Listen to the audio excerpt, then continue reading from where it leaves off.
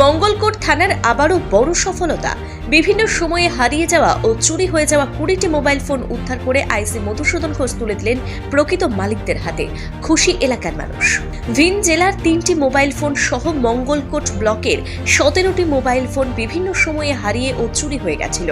সেই সমস্ত ফোন বিভিন্ন এলাকা থেকে উদ্ধার করে পূর্ব বর্ধমান জেলার মঙ্গলকোট থানার আইসি মধুসূদন ঘোষ রবিবার প্রকৃত মালিকদের হাতে তুলে দিলেন। মঙ্গলকোট থানার আইসি মধুসূদন ঘোষের উদ্যোগে খুশি এলাকার মানুষজন। আমার ফোনটি হারিয়েছিল কালী পুজোর দিন রাত্রে।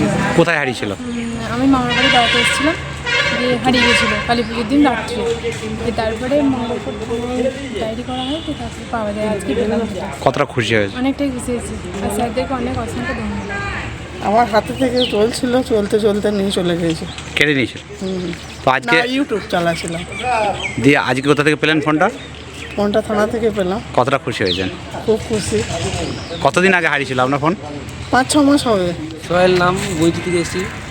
গাড়ি চালিয়ে গেছিলাম, পকেট থেকে ফোনটা পড়ে গেছে। কুড়ি ছিল, দেওয়ার পাইনি। তারপর থেকে ফোনটা পেয়েছি, অনেক খুশি।